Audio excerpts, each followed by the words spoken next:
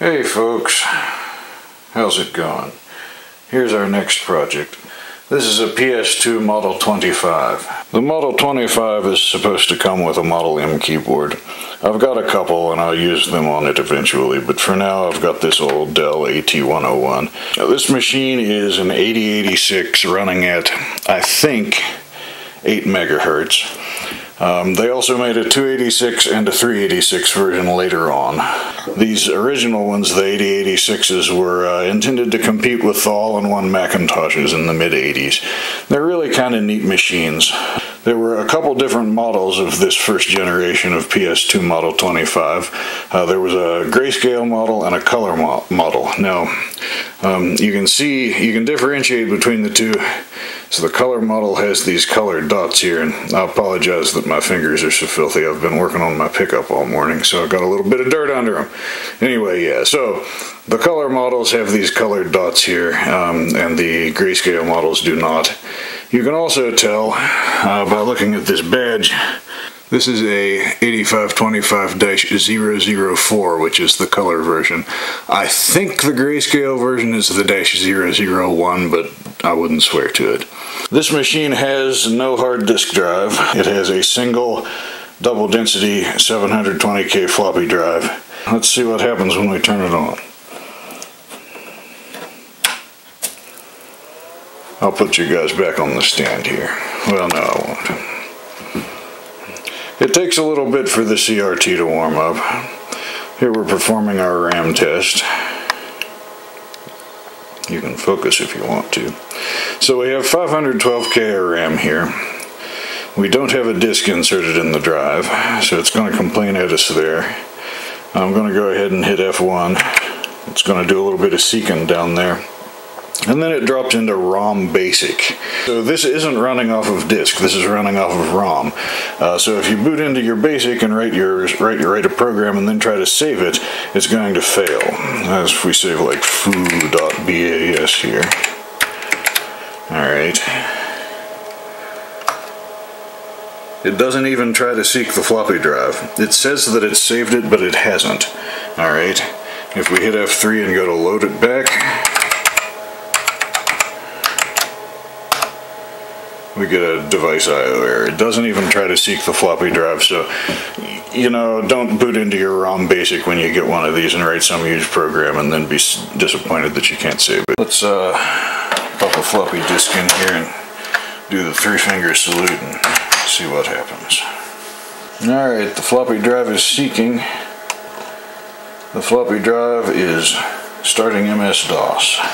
Very good. Got DOS 6.22 running. Very good. Let's swap disks here. Uh-oh. Why is my floppy hanging up? Let's see if I can pop this off of here without breaking tabs off of it. Easier said than done. Oh my disk drive's cocked sideways for some reason. Well, I'm not sure why that disk drive is cattywampus. That'll bear further investigation later. That's not good. 8.01 megahertz 8086. No math coprocessor.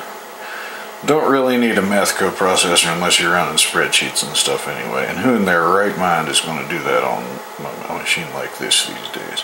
Compared to the IBM PC XT running at 4.77 megahertz, we are significantly faster on both counts. Alright, we'll save this baseline to compare to later after we've done some upgrades to the machine. So, to take these things apart, we have to set them up on their end. Let me unplug this thing first. We've got two screws in the back here. That thing is a little cattywampus there. I have to investigate this. Two screws in the back here. Itty bitty screws. Before we drop this planer out of this thing, we might find this interesting. Has this foot on the bottom for adjusting the, it's a ratcheting foot for adjusting the monitor tilt. So, neat.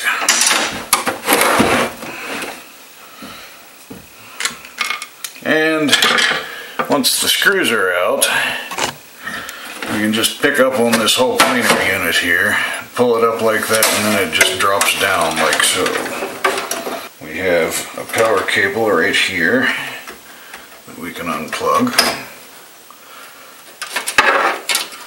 We have this random cable that was not connected to anything. I assume that's for some kind of disc or something. I don't know. And this is the video cable over here.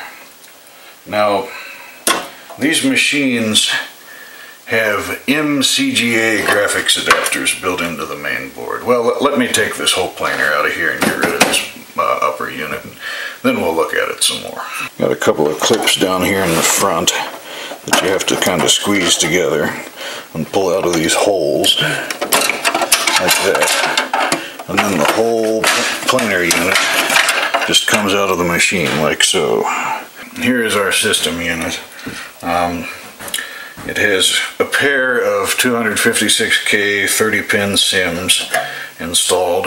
I don't know if these are regular 30-pin SIMs or if they're those crazy proprietary PS2 SIMs that came in a lot of PS2s and some old SCSI cards. I couldn't tell you whether they are or not. I've read both things. I think that these are just normal SIMs, but don't quote me on that. You can't put anything other than 512K of RAM into these slots, though. You can't put like a meg in this way or anything like that.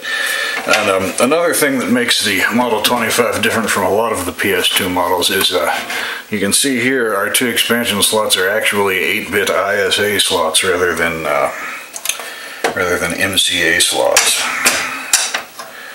Most of the PS2s were microchannel machines, except for the Model 25 and the Model 30. The Model 30 is basically the same as the 25, except the system unit's separate from the monitor. You can see right here on the system board that we've got some empty sockets. That's for the base 128K of RAM. So if you put actual separate dip package DRAM chips in here, the right ones, you can expand the thing to 640K. I think this is the first 128K in the memory map too, so when you're running without it, you've got a 128K hole at the bottom. I don't know if the MMU remaps that or not. Here is our CPU, 8086-2. It's an actual Intel chip, it's not some third-party manufactured 8086. We have a math coprocessor socket right here. A lot of nasty dirt too. This is an 8237 chip right here. That would be our DMA controller. That allows peripheral cards and probably the internal hard drive and floppy drive controllers to do direct memory access, which is faster than the CPU having to do all of the work itself. This basically tri-states the CPU off of the system bus and allows peripherals to directly address the RAM. It can be problematic though because while DMA accesses are going on, the RAM can't be refreshed. So peripherals that use DMA, you got to be kind of careful with them. They can make your machine crash if they take too long during doing their memory accesses. What else do we have here? This is an 8253 chip right here. I don't know what that is. I'll have to look it up. A bunch of surface mount square stuff. Not sure what all that is. This is probably the video section over here, it would be my guess. Seeing as how the video connector's right there. We got several things we want to do to this contraption. First, we're going to fill in this 128K base RAM with some used chips off of eBay. Hopefully they'll work. We're going to install an 8-bit IDE controller in this thing. Now this is an ATA controller. This is the XT IDE card. It's a modern card that allows us to use 16-bit IDE devices in 8-bit machines. And we're going to use that to install this IDE zip drive, which will make it very easy to get software on and off of the machine. And this is an actual IDE zip drive. It's not an ATAPI zip drive. I don't think the BIOS on the XT IDE card will let you boot off of an ATAPI device, but these actual honest-to-God IDE zip drives were shipped in Gateway 2000s in the early 90s, and they had problems with them not being able to unmount disks correctly because the IDE protocol without the ATAPI extensions doesn't support removable media or something like that, I don't think. So that caused some problems, and they started making ATAPI instead of IDE drives after that. But if you get a real IDE one, you can actually boot off of it. So we have to have that. And in addition to our IDE controller, we will also install this old Sound Blaster Pro 2. Now, none of the games that will actually run on an 8 MHz 8086 really support the Sound Blaster. They're all ad-lib games, but the Sound Blaster emulates the ad-lib, so, you know, whatever. And somewhere in the box of goodies, I believe this is it. Here's an NEC V30 processor. This is basically an 8186 with an 8086 pin out there, pin compatible. It's instruction compatible with the 8186. Basically, you can just drop it in place of the 8086, and it gives you about a 30% performance boost. So you may be asking, well, Lee, look, there's an IDE connector right there. Why don't you use it instead of installing this card? Well, it looks like an IDE connector, doesn't it? But it's not. It's a different width. No, it's not a SCSI connector either. It's not even a proper anything other than IBM PS2 disk drive connector. The disk drive controller that's built into this thing is made for some kind of proprietary RLL disk drive that supplies power over the ribbon cable. So those you can't find anymore, so we don't have one. That's why we're using an IDE device instead. Once I get everything working, then we'll clean the thing up, because if stuff has to be replaced, I don't want to go to all the trouble of cleaning it. One thing to note though, this is looking at the inside of the monitor unit, which also functions as the power supply. You'll see that there is no connector to supply power to an IDE device. There's no Molex connector in here. So we're going to have to add one. And I had this plastic housing off of here before. To get this thing apart, they definitely didn't make it to take apart other than that bottom piece, but you have to very gently pry these little plugs out of here, and then you can take out these two screws, and once they're out, you have to kind of separate very carefully the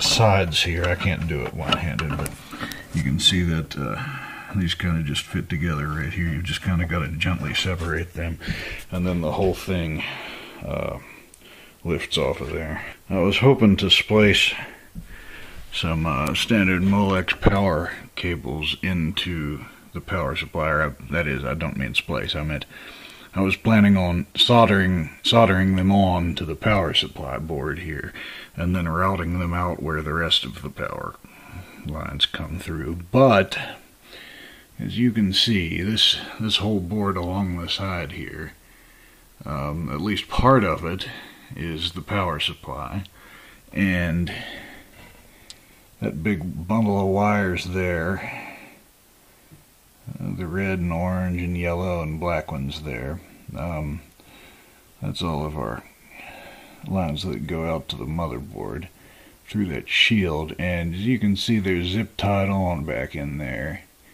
and to take this out we have to remove all these screws, and then the standoffs come loose, and there's some more down here in the bottom, and then it looks like the thing would slide out, but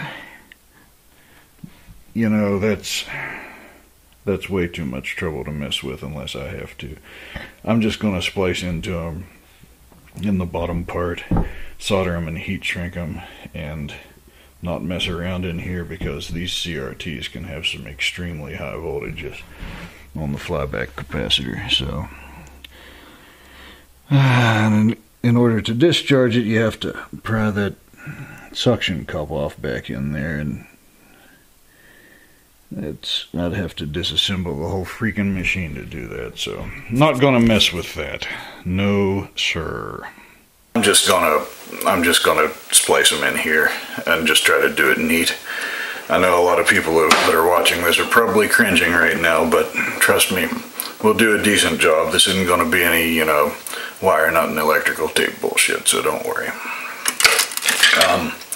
I guess I'll get my 5 volts and my ground off of this unused connector here. I'm going to leave the connector on. I'm just going to splice into it because who knows what this is for. Might eventually need it for something. I don't know. And then there's only one 12-volt wire coming off of this main power harness here. Now, based on what you've seen before, you would think that the standard 12-volt wire would be yellow. And if you assumed that and wired this thing up that way, you would be wrong, and bad things would happen. I figured this out with my multimeter and wrote it down on a box, and I lost the box. Hang on a second. Yeah, here it is. The red wire, as we would expect, the red wires are all positive 5 volts. The yellow wire, however, is negative 5 volts. The black wires are, as we would expect, grounds. The blue wire is negative 12 volts. And the orange wire is the positive 12 volt wires. So we'll be able to go color to color on our Molex connectors, except for the yellow 12 volt wire on the Molex cables. We'll have to splice into the orange wire in the main power harness here. And I hope that this machine can source enough current to run the device. I assume it can. I mean, this thing may not even use the 12 volt supply. I don't know. It might all run off the 5 volt supply. Yeah, it says here there's no 12 volt power requirement for this. It only runs off of 5 volts. So I guess if we wanted to be really clever or really dumb, I'm not sure which is which sometimes, we could just omit the 12 volt wire off of this Molex connector. I'm not going to cut it off immediately, just in case this doesn't work and we do end up having to wire it up, but I'm going to try just wiring 5 volts and ground into this unused connector first, and then we won't have any messing around on the motherboard power at all. And I'm going to wire in 2 of these, if I can find another one, because I've got another project way later on that's going to have its own independent 5 volt power supply. Let's install all of our upgrades and see what happens. All right, let's see what we can destroy here. I want to leave a good bit hanging off of here because it's going to have to, go down next to the motherboard on one side and get into this stuff down here. So I'm going to leave them pretty long. Probably splice them in about like that. I always hate to do this on an old computer, but well, it's just not very useful the way it is. We've got to have power for a hard drive somehow or other. Let's just do it and get it over with. Oh, that made me die a little bit inside. Oh well, we'll get her all good here. Just wait. Radio Shack. It's an old one. Heat my coffee up while we're at it. You ever do that? Just stick your soldering iron straight down in your coffee to warm it up? I mean, a little bit of lead never hurt anybody, right? Well, reviewed my footage a little bit and discovered that I had my head in the way when I did these first couple, so let me heat shrink this and then I'll solder the next one and we'll record that instead. This heat shrink is a little bit too big, but you know, it's what I got, so it's what I'm using.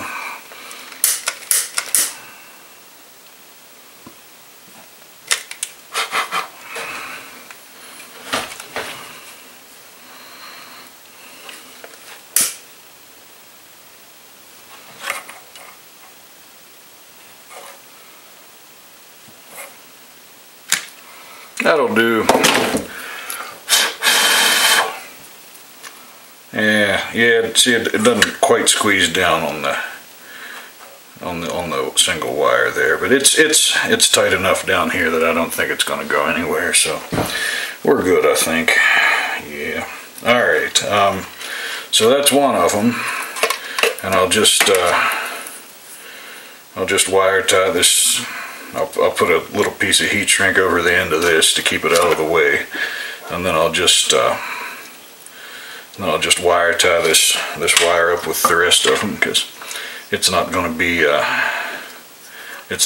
used. But I don't want to cut it in case I do have to hook it up sometime later for you know, if I install a different device or something that does require 12 volts. So just heat shrink that right quick. Oh, you know what I forgot? Silly me, doing it again. There we go. Dum dum dum. Now it won't be near as nice looking since I've got these wires knotted up already. Oh well. Nobody will see it inside of the case anyway, will they? Except I'll know it's there and it'll annoy me. Alright. Something like that ought to do, I believe. Good sirs. Alright, let's solder that bad boy. So blind. So blind, I only got one eye and it's no good. Now, hopefully my head's not in the way this time.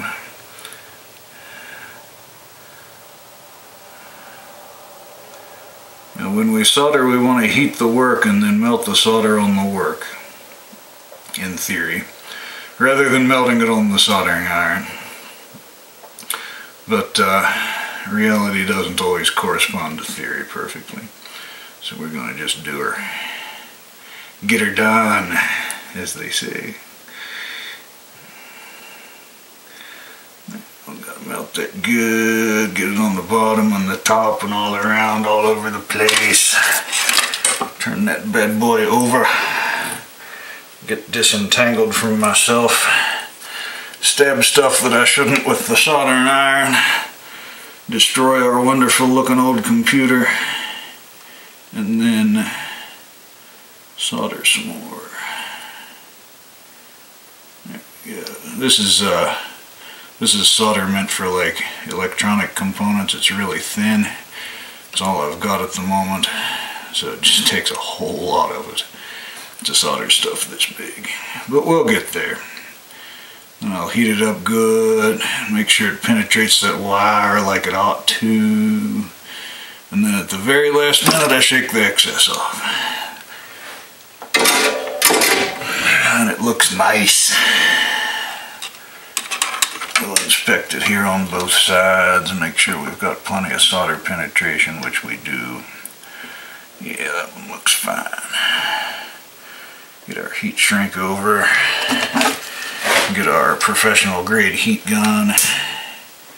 Shrink. Shrink. Now it's usually cold that makes me shrink, but I guess there's just no accounting for heat shrink tubing, huh?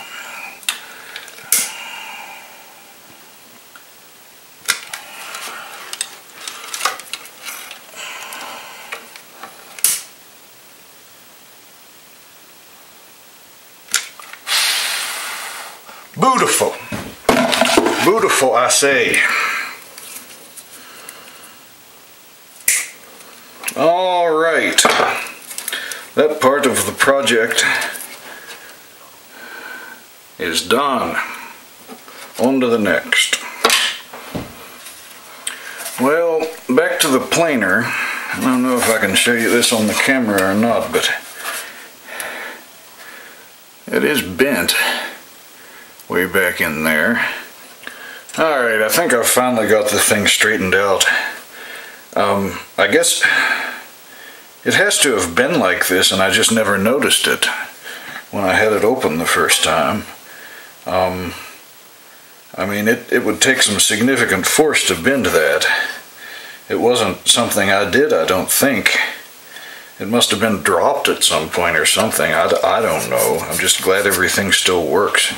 Anyway, I ended up having to kind of grab the thing like this and wrench this down. It was kind of bowed up all around under here from what I could tell. And when I hold the disk drive in here now, it seems to be, you know, level with this top part now. So, it may be worth mentioning that the floppy drives this thing uses aren't standard floppy drives either. They're also this weird power supplied over the ribbon cable thing. So you can they're regular Shugart disk drives though, so you can make adapters to use regular 720K floppies in them if you have to. Anyway, let's proceed with our project here. We have some optional memory to install up here in the front, and we have a CPU to replace right behind it. So you can see there are 2 sockets up here, 2 sockets here, and then 2 smaller sockets right here. So this thing takes 4 4-bit by 64K dynamic RAMs, and then 2 1-bit by 64K dynamic RAMs for parity. That's what these shorter ones are. So here are a bunch of used 41464 RAMs, which are 4K by 64s, and here are a couple of used 4164s. Those are the 1-bit by 64K RAMs. So, and these have a red dot in the corner, which I think means that they're military spec, but I bought them off of eBay for like 20 cents a piece, so they may not even work. We'll see. You can see there's a little divot in the socket in one end right there. You can see that divot, and that has to line up with the divot in the end of the RAM chip. So this one would go in like that. See? Yes. So these are all used chips, so the legs are already bent how they're supposed to be, but a lot of the time when you buy these things, the legs will be splayed out. And somebody's going to cuss at me for not being anti-static device here, but to be honest with you, I've never in my life blown out an integrated circuit with static electricity, so I'm not particularly worried about it. But you can see these already have pins that are, you know, 90 degrees to the body of the chip. A lot of the times if you buy new ones, the pins will be splayed out and you've got to kind of put them against the edge of a table and straighten them before they'll go into the socket right. So let's do it. And I'll try not to get my head in the way this time either. I like to put one side in. I usually go from the other side first, but that'll get in the way of the camera. I usually put one side in and then kind of lay the other side down, and if any pins don't quite want to go, I poke them a little with a screwdriver until everything's started into the socket, and then you just push the whole thing down in all at once. Kawamio. And then make sure you haven't, you know, missed any pins and bent them way out, because that's not something you want to do.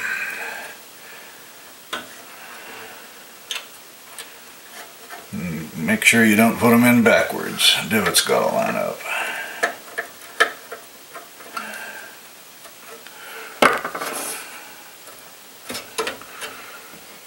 So yeah, of course the battery in my old camera ran down.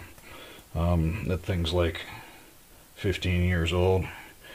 I ordered a new battery for it when I got back into this YouTube thing, but it hasn't gotten here yet. So back to the phone videos, yay. I got all the RAM installed. because I'm such a trusting soul, I'm not going to test it. I'm just going to go ahead and put the CPU in and keep my fingers crossed. So we'll have to actually pull a chip for this, and I'm not sure how to do that one-handed. What I like to do is I get 2 flathead screwdrivers, and I stick one under each end of the chip. And sometimes you've got to get them started with something really skinny, like a knife blade, if the screwdriver won't fit. Or if you've got an old screwdriver that's shitty, you can grind the end real sharp and just get it barely started. But the idea is you want the whole chip to come out of the socket all at once, so the pins don't get bent. You can get a little sidling on these smaller chips and not screw anything up, but on these big ones, if you wrench them out of there sideways, you'll have the pins all bent up. So yeah, you got to get a screwdriver under each side and kind of pry both sides up at the same time, and then it'll just break free of the socket and you can pull the whole thing out. I'm not gonna try to do that on camera because I can't hold on to this thing. We have our 8086 CPU free of the socket. Now remember, it's the socket on the left. We don't want to put it in the math coprocessor socket by mistake, although the pinouts are identical on the CPU and the math coprocessor. I think if you didn't have a coprocessor socket, you could probably stick the math coprocessor on top of the CPU and just solder them together, and it might actually work. I don't know. Anyway, that's speculation. Don't actually try that. To replace it, we have our NEC V30 processor, an instruction set compatible processor with the 8186, but pin compatible with the 8086. What this amounts to in practice is about a 30% performance increase when you install this in an 8086 machine over the stock processor. And this is the cheapest one I could find on eBay. It came from Thailand, so I hope it works. I guess that's better than China. I was kind of afraid that it might have an extra pin hanging off somewhere that was unexpected, but no, it looks all right. So we'll see if it'll go in this socket. I'll try to do it one-handed and probably screw it all up, because I'm not very good at socketing chips one-handed. All right, so remember what I was saying about pins being bent out and not fitting into the socket? This one is like that. So we're going to get out here to the edge of the workbench and just kind of bend those pins in a little bit, right like that. On both sides, we want them pointing 90 degrees from the body of the CPU. It's pretty difficult to do on these great big chips, but a little bit of patience and persistence. You don't want to screw anything up. I'm going to do this two-handed because it's awful hard to do one-handed, and I'll be back. Okay, I think we've got our pins straightened out enough to go in the socket. Probably should have tested it before I started recording again, but we can live dangerously, can't we? Yes.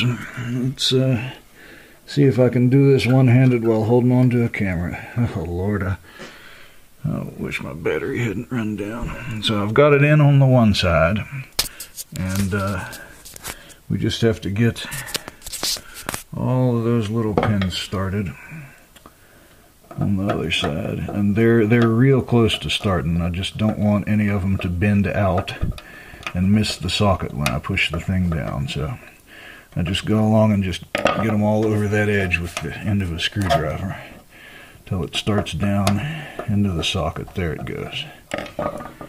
And double check and make sure everything's started good, and it has. And then we seat the thing straight down all at once. We don't just rock it sideways or anything. Right like so. Hopefully that'll work. We've got everything cable tied nicely and arranged well, and I guess we're ready to shut the machine up. We'll test it then, see what happens. These things can be a little mean to shut sometimes. There, I got everything lined up the first time. I'll be darned. And then we just put these 2 screws back in, and I've got to put this foot back on too. It just kind of sits down in there like that and folds up in there if that cable's out of the way. Looks like discs are ejecting properly now. Let's see if it'll actually power up. This always worries me. It takes the CRT a good while to warm up though, so... Oh, it's doing a RAM test, so the CPU must be working. And the RAM test counted up to 640K. Alright. It's booting off the floppy drive. Starting MS-DOS. I believe my TI CPU is working. Rather have a TI CPU than a regular CPU anyway, wouldn't you? The memory all tested fine. So no problems there, I guess. Alright, so the CPU passed. Since it's only at 186, it didn't test in any protected mode stuff. So, and it doesn't have a math coprocessor, so there's no MPU stuff. So that seems alright.